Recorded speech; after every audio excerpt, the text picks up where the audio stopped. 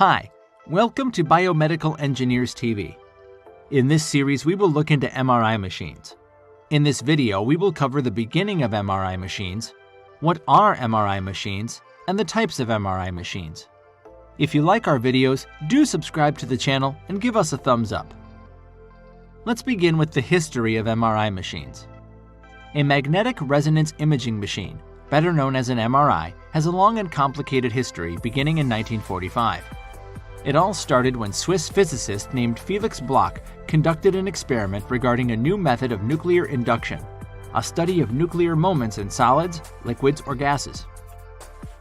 It was by pure chance that at this same exact time, the same experiment had been made by Edward Mills Purcell and his collaborators at Harvard University. E. M. Purcell was an Illinois native with a degree in electrical engineering, and together both Purcell and Bloch won the 1952 Nobel Prize for Physics for their published papers on nuclear magnetic resonance, or NMR, which is the science behind the MRI. A year later, Raymond Damadian created the first full-body MRI machine, and the first MRI body exam was operated on a human. It took almost 5 hours to produce one image. In the years following the first MRI machine full-body exam, technology has come a long way. The machine uses magnetic fields to scan the patient and then sends the signals back to be converted into images by a computer. Today, an MRI scan can take anywhere from 10 minutes to over 2 hours, depending on the size of the area being scanned. Let's know about what are MRI machines. During an MRI scan, you lie on a flatbed that's moved into the scanner. Depending on the part of your body being scanned, you'll be moved into the scanner either head first or feet first. The MRI scanner is operated by a radiographer who is trained in carrying out imaging investigations. They control the scanner using a computer, which is in a different room to keep it away from the magnetic field generated by the scanner. You'll be able to talk to the radiographer through an intercom, and they'll be able to see you on a television monitor throughout the scan. At certain times during the scanner will make loud tapping noises. A coil might be placed around the part of your body being scanned, such as your head, knee, or abdomen. This coil is really a special radio receiver that improves the picture and is usually contained in hard white plastic. If the coil begins to become uncomfortable during the scan, tell the MRI technologist. This is the electric current in the scanner coils being turned on and off. You'll be given earplugs or headphones to wear.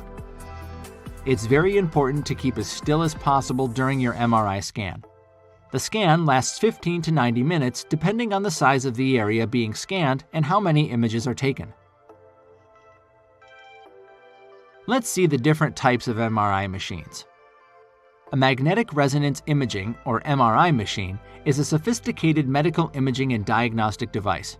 They create a low-level magnetic field which causes a specific reaction inside the atoms of the body. The atoms inside each type of tissue in the body react in different ways. The computer hooked up to the scanner senses these different reactions and then turns what it senses into a visual representation of internal functioning of the patient's body.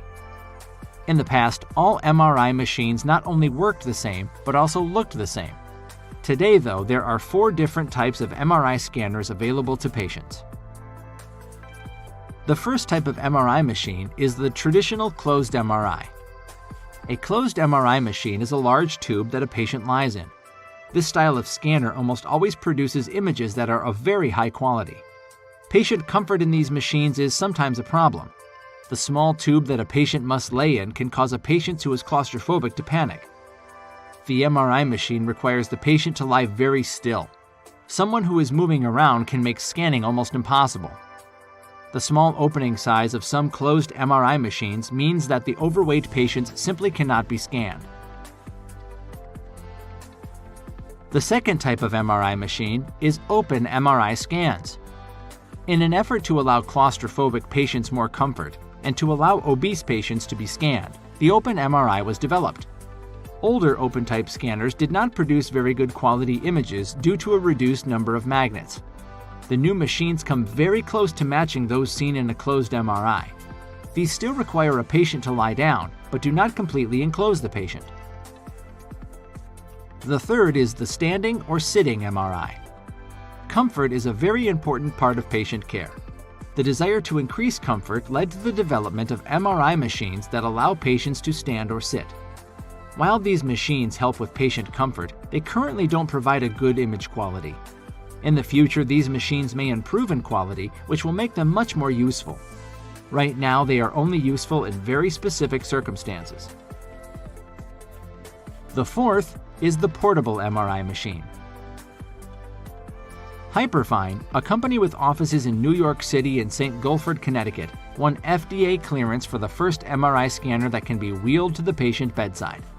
It's not exactly light, weighing in at 1,400 pounds or 635 kilograms, but it's an order of magnitude lighter than a conventional MRI. A motorized wheel array on the bottom makes it quite manageable to drive the scanner from room to room without actually having to push it manually. This was the first part of the MRI series videos.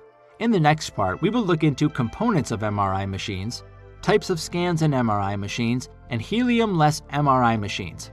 Thanks for watching. See you in the next video.